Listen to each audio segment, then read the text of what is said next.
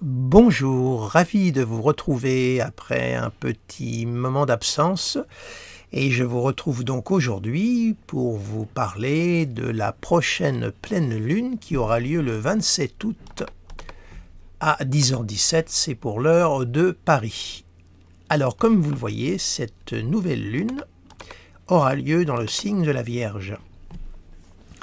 Autrement dit, une lune qui va prendre son nouveau cycle dans le signe de terre de la Vierge et qui va être quand même chargé des valeurs de Mercure.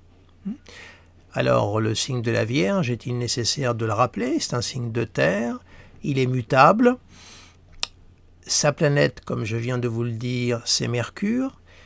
Et le signe de la Vierge est un signe posé, réfléchi, un signe qui est très minutieux, qui a des grandes capacités d'analyse, de réflexion, des capacités aussi d'organisation, signe méthodique. Bref, il y a du sérieux dans le signe de la Vierge. Donc, cette nouvelle lune est déjà donc teintée de ces valeurs que je viens de vous énumérer. Alors maintenant, il s'agit de voir dans quel contexte planétaire cette nouvelle lune prend son nouvel essor. Alors je vais d'emblée positionner la planète Mars parce que c'est intéressant. Voilà. Alors vous voyez que Mars, lui, est dans le signe des Gémeaux. Il est au 4e degré du signe des Gémeaux. Et il envoie un carré exact à cette nouvelle lune. Et vous constatez que ce Mars, donc, qui est dans le signe des Gémeaux et qui adresse donc ce carré à cette nouvelle lune, est également dans un signe mercurien, puisque Mercure a maîtrise sur deux signes, le signe des Gémeaux et le signe de la Vierge. Tous les deux des signes mutables, donc des signes de mobilité, d'adaptabilité. Et Mars, donc, eh bien, c'est l'énergie, c'est l'action, c'est la combativité, c'est le désir, c'est une planète de feu. Je rappelle que les deux signes sur lesquels elle a maîtrise, c'est le Bélier et le Scorpion. Et on a donc là une autre, je dirais, connotation symbolique mercurienne de par le fait que nous avons ce Mars qui est dans le signe des Gémeaux. Il vient d'entrer en Gémeaux il y a peu de temps, et si ma mémoire est bonne, je crois qu'il est rentré le 20 août. Et comme vous le savez, il va séjourner dans ce signe jusqu'au mois de mars 2023, puisqu'il va faire sa boucle de rétrogradation. Et à ce sujet, je vous renvoie à la vidéo que j'ai consacrée à Mars rétrograde. Vous trouverez le lien en bas à gauche de la vidéo si vous avez envie d'écouter ou de réécouter cet enregistrement. Donc, on a une nouvelle lune qui est au carré d'un Mars. Donc, autant dire une nouvelle lune qui est à la fois posée par la Vierge, mais en même temps très dynamisée par ce Mars Gémeaux, et tous les deux mercuriens, donc forcément liés au verbe, à la communication, aux échanges, au mouvement. Alors le mouvement, autant je dirais mental que physique. Quand je dis mouvement, entendez-le dans son acception large du terme. Donc on a une nouvelle lune, je dirais, bien là, très, je dirais, sujet à la polémique, à la discussion, à l'échange, à la vindicte. On va dire que l'intellect va être particulièrement aiguisé, particulièrement incisif par Mars, je dirais même aiguisé par la connotation de la Vierge. Donc on a là une dynamique, je dirais, intellectuelle très forte. Ça se passe sous un carré, ça veut dire qu'il y a de la tension, mais ça veut dire aussi qu'il y a des choses à revoir. Rappelez-vous toujours ma formulation, là où il y a un carré, c'est qu'il y a quelque chose qui ne tourne pas rond. Donc ça peut être une configuration, ma foi, intéressante pour revoir certaines choses, les remettre en forme, les réviser s'il le faut, donc remettre un petit peu d'ordre de manière à ce que les choses puissent tourner un peu plus rond, si vous me passez la formulation. Donc voilà déjà une première approche de cette lunaison. Alors c'est un carré, mais attention, il faut éviter d'avoir une vision un petit peu trop manichéenne hein, des aspects. C'est un carré, certes, mais après tout dépend ce que vous allez en faire dans vos thèmes respectifs. Ça peut être un aspect extrêmement dynamique qui va vous obliger à vous remettre en question et pour précisément aller de l'avant. Parce qu'un Mars en Gémeaux, c'est du vif-argent. Hein. C'est un Mars qui a envie d'avancer, c'est dynamique. Hein. C'est très, je dirais, électrique.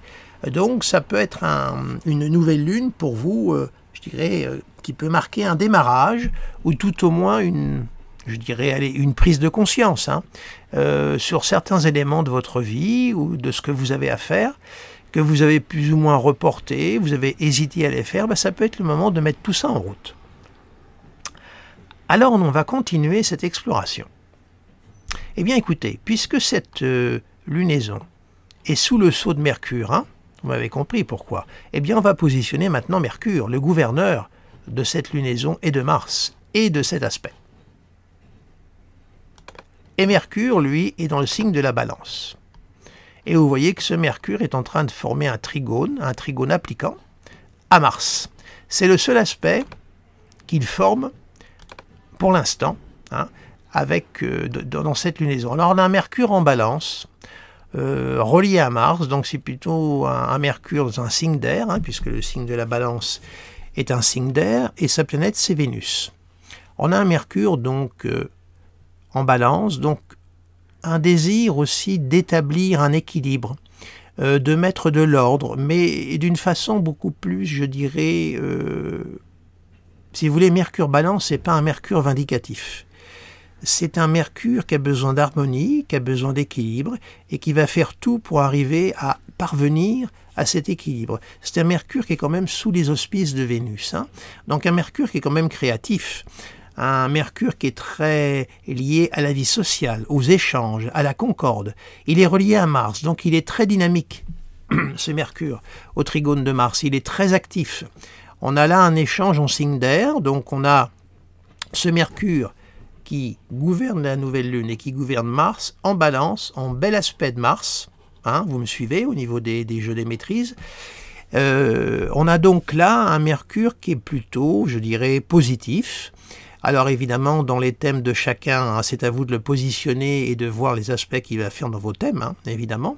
Mais au niveau de du ciel de cette nouvelle lune, on a plutôt là un Mercure très actif, très dynamisé, très énergique, très, je dirais, spontané, puisque Mercure est dans un signe cardinal, et les signes cardinaux marquent un élan.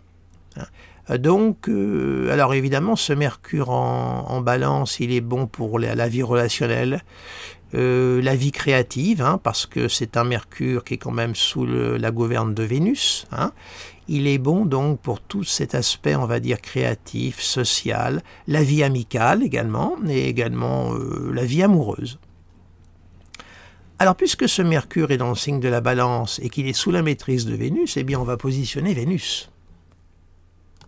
Alors, Vénus est en Lion. Voilà. Et pour l'instant, cette Vénus-là, je dis bien pour l'instant, hein, parce que nous n'avons pas encore vu l'ensemble de nos planètes, on a une Vénus qui est en Lion. C'est une Vénus solaire. Donc, c'est une Vénus qui a besoin de briller. C'est la beauté dans le signe du soleil. Donc, c'est une beauté radiante, une beauté solaire qui a besoin de lumière. C'est tout sauf la boue. C'est tout sauf la dégénérescence, la saleté. C'est une Vénus c'est la Vénus de la beauté, quoi. La beauté solaire, hein, vous pouvez vous imaginer ce que c'est. C'est vrai que nous sommes à une époque où la beauté solaire n'est pas vraiment représentée ni mise en lumière. Hein. On est plutôt vraiment à l'inverse. Donc là, on a cette Vénus qui a donc maîtrise sur Mercure, qui est dans le signe du Lion. Donc on a un besoin de chaleur. N'oubliez pas que Vénus est la planète de l'amour, des sentiments, hein, de la vie amicale. C'est dans le signe du Lion, donc elle est dans le signe du cœur, puisque le signe du Lion est un signe de feu, et que sa planète, c'est le Soleil. Et le Soleil est rattaché analogiquement au cœur. Donc on a une Vénus qui vibre dans le signe du cœur. Donc c'est une Vénus de chaleur. Donc c'est le moment de de se retrouver, de se rassembler, de se rencontrer dans la vie réelle, sortir de cette vie virtuelle dans laquelle on veut nous renfermer de plus en plus, hein. Tous en contact, tous reliés, mais plus en présence. Hein. C'est vraiment le monde vers lequel on veut nous diriger, hein, si on est un petit peu attentif. Hein. Donc là, c'est la Vénus chaleureuse, donc il faut vraiment essayer d'aller à la rencontre du Soleil et du cœur des uns et des autres.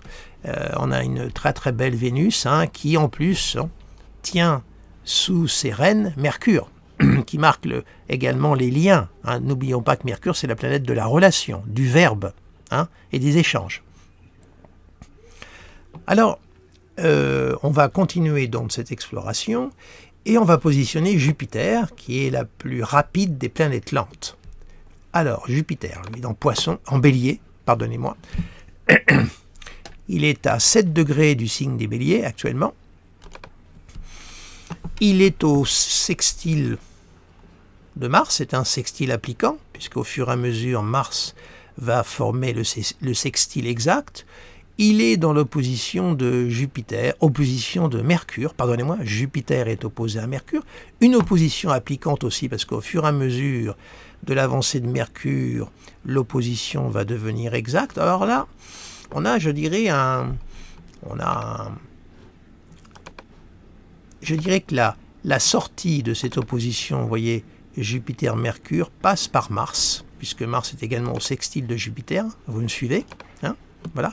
Alors cette opposition Jupiter-Mercure, évidemment, que dire? Puisque nous en sommes à parler de Jupiter. Ben, Jupiter, il est sous la maîtrise de Mars, et Mars est au sextile. Hein. Donc il y a déjà une relation, je dirais, harmonique, une relation qui se nourrit donc harmonieusement, et ce Jupiter est opposé à Mercure. Ben, ça peut être justement ce Mercure Balance, qui peut être un Mercure qui a un souci d'ordre, d'harmonie, également de justice. La Balance, c'est le symbole de la justice, opposé à Jupiter. Eh bien, ça peut être un moment aussi où, par le fait que Mercure est en relation avec Mars, hein, et que Mars a Jupiter sous son contrôle, eh bien, ça peut être un moment où on a envie un peu de faire valoir nos droits, de faire entendre justice, mais une justice sociale, hein, une justice, Mercure Balance, d'égalité, où on a envie de faire en sorte que les choses soient équitables, équilibrées, et c'est un combat pour la justice, pour nos droits, pour nos valeurs. Alors ça peut être un moment où il peut y avoir effectivement de l'opposition avec l'autorité, quelle qu'elle soit, parce qu'on estime qu'il peut y avoir des abus de pouvoir, des excès d'autorité, etc., etc. On a donc un aspect, là, je dirais, qui est, pour moi, plutôt... je le vois plutôt positif, moi. C'est-à-dire que on n'a pas envie de se laisser marcher sur les pieds, on n'a pas envie de se laisser rouler dans la farine, et on a envie de faire entendre nos droits. Voilà, on a envie de mettre les points sur les i et les barres au t. Voilà comment j'interprète. En plus, c'est un Jupiter bélier, hein, ne l'oubliez pas. Alors, il est rétrograde. Jupiter revient sur ses pas, puisqu'il va revenir en Poisson à la toute fin d'année. Hein. Donc, c'est un Jupiter qui prend du recul. C'est un Jupiter qui est un petit peu moins véhément. Donc, il est très très bon pour justement la réflexion. Hein. L'autorité tendrait à se remettre un petit peu en question, pourrait un petit peu prendre du recul sur elle-même. Hein. Mais là, je suis peut-être un petit peu, je dirais, un petit peu un doux rêveur. Mais bon, on peut quand même espérer que dans certains domaines, il y ait une prise de recul du pouvoir, quel qu'il soit. Alors, on va continuer, on va positionner Saturne. Or, Saturne, actuellement, il est en Verseau. Il est là. Et il est opposé à Vénus, c'est une opposition pratiquement exacte. Hein. Voilà. C'est le seul aspect qu'il forme. Hein. Bon, il fait carré au nœud, hein, vous voyez, 4 degrés d'orbe. Hein. On a un carré à l'axe des nœuds, mais surtout on a l'opposition à Vénus, c'est le seul aspect qu'il forme pour cette lunaison. Hein. Alors une opposition évidemment Vénus-Saturne, on a une Vénus qui a besoin de chaleur, elle est en Lion, et elle a devant elle Saturne qui lui apporte tout le contraire. Il apporte de la distance, du froid, du silence. Il envoie sa grande vague de froid. Donc on a là une alternance. Vous voyez, les oppositions, c'est un balancier, un jeu d'alternance. Alors, comment dirais-je, cette Vénus qui a besoin de chaleur, il est possible que par moment elle souffre justement d'une absence de présence et de chaleur par cette opposition de Saturne. Alors évidemment, là c'est l'état du ciel. Ensuite, il faut voir dans vos thèmes respectifs comment ça se passe, parce que certains d'entre nous peuvent très bien ne pas du tout ressentir ce que je viens de dire. Hein. J'interprète, tenez toujours compte que j'interprète l'état du ciel du cycle de lunaison. Ensuite, il faut le plaquer sur vos thèmes respectifs. Il est manifeste que pour ceux qui auraient des planètes, vous voyez, au mi-temps des signes fixes, là, Scorpion et Taureau, par exemple, hein, au mi-temps, il y aurait donc cette opposition, vous voyez, Saturne-Vénus, là, va faire un carré aux planètes qui se trouveraient au mi-temps du signe du Taureau et du signe du Scorpion. Eh bien, ces natifs-là sont concernés par cette opposition Vénus-Saturne. Hein. Peut être un moment où bien la solitude peut être vécue d'une façon beaucoup plus aiguë et beaucoup plus difficile parce que précisément cette Vénus a besoin de chaleur, elle a besoin de présence et cette présence pourrait faire défaut. Ou tout au moins il pourrait y avoir une distance. Voilà. Donc c'est une petite Saturne vient un petit peu assombrir cette belle Vénus en Lion. Mais bon, c'est pas la fin du monde. Hein. Là, on est dans l'opposition exacte, mais très rapidement, Vénus va sortir de l'opposition. Hein. Surtout, pas d'inquiétude. Ça peut être un petit moment de vague à l'âme. Puis bon, on est dans la période de la rentrée aussi. Hein. Voilà. Donc la rentrée, c'est jamais une chose facile. On va positionner maintenant Uranus. Uranus. Alors, on sait qu'Uranus est en Taureau.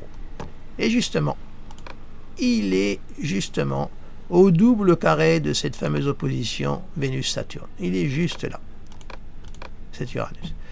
Alors évidemment, Uranus qui est au carré de Vénus, hein, vous voyez là, avec Saturne, on a donc la reformation du cycle Saturne-Uranus, hein, ce fameux cycle qui avait régenté une bonne partie du confinement, il est en train de se reformer à nouveau.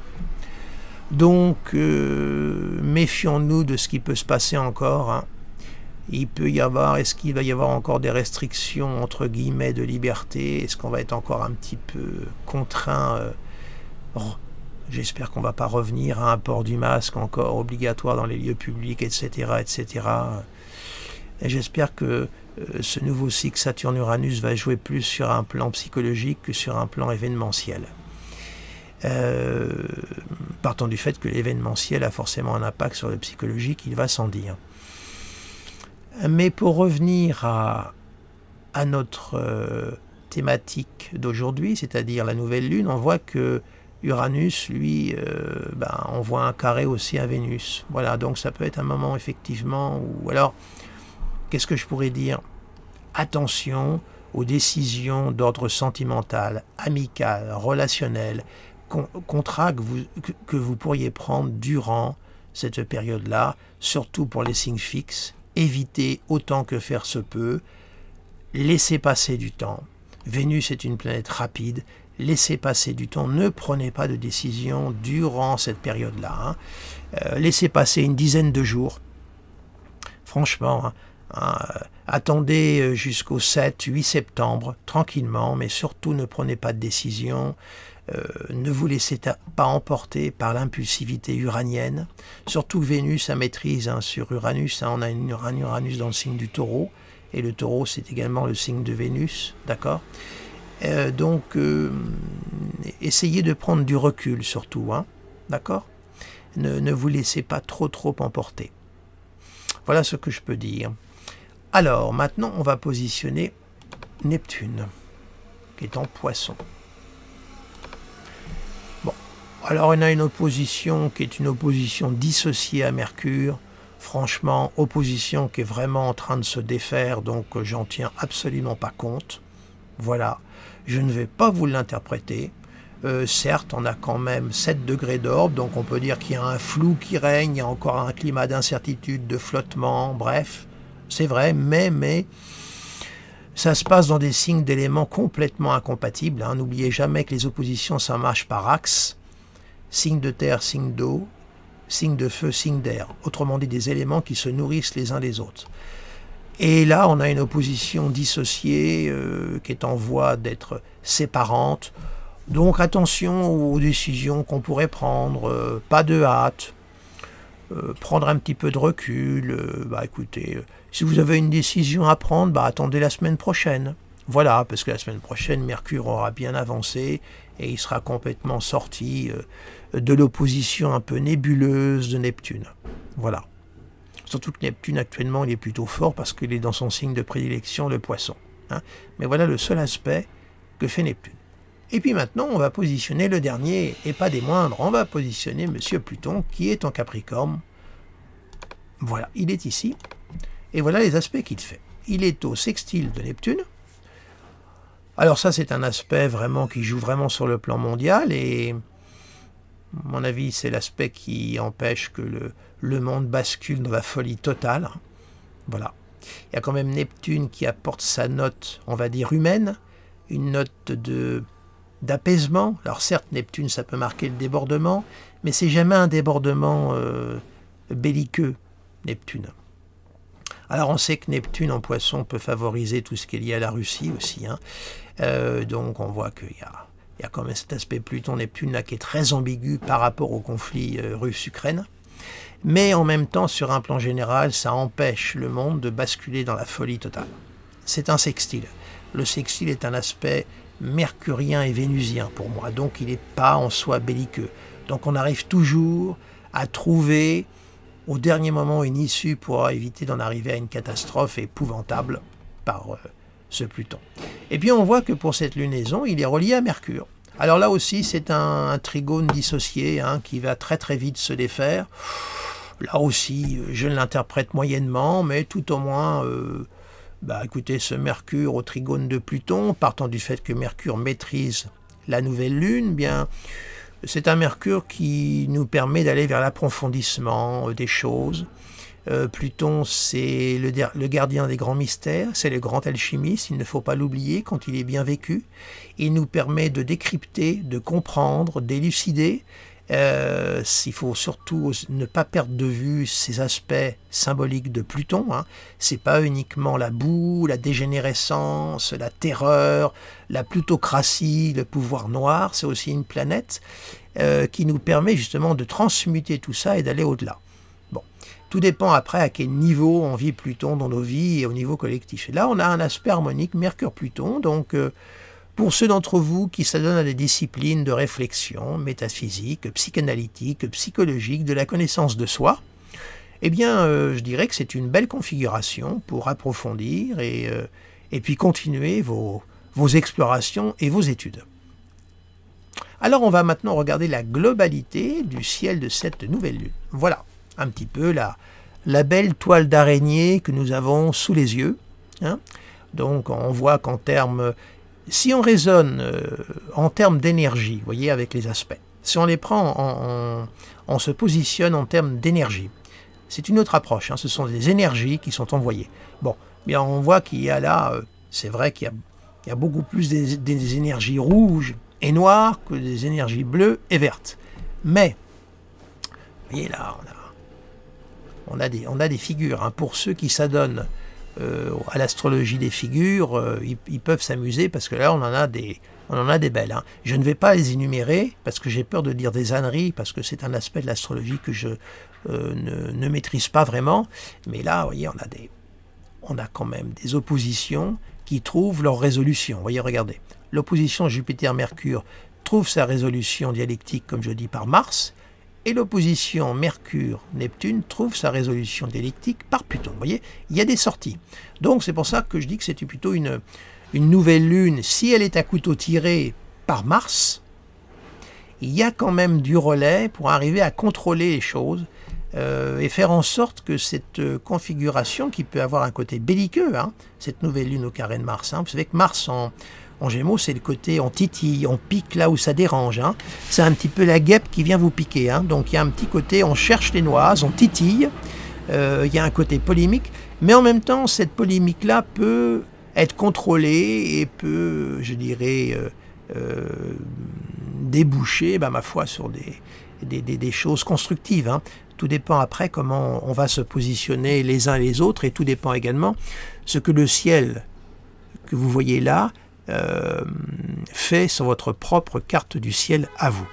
Hein? N'oubliez jamais de plaquer ce thème, donc le thème du jour, et donc le thème de cette nouvelle lune, pour être précis, sur votre thème de naissance.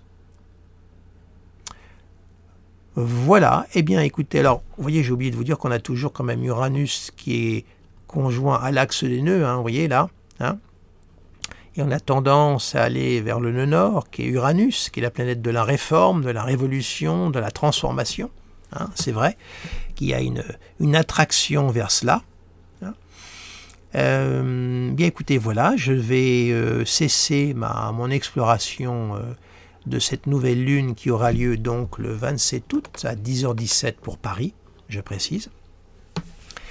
Je vous remercie de votre attention, de votre fidélité. N'hésitez pas à partager cette vidéo si vous estimez qu'elle vaut la peine de l'être. Mettez un j'aime si vous aimez. C'est toujours sympathique. N'hésitez pas pour les nouveaux venus à vous abonner à ma chaîne YouTube et également à vous abonner à mon site internet dont vous verrez l'adresse apparaître à la fin de la vidéo parce que je rédige également des articles et vous ne pouvez en prendre connaissance qu'en vous rendant sur mon site et en vous abonnant à la newsletter. Voilà, je vous remercie de votre attention, je vous souhaite une agréable journée. Nous sommes aujourd'hui le 25 août. Et il est 9h37 qui est la date de fin d'enregistrement de cette vidéo. À bientôt.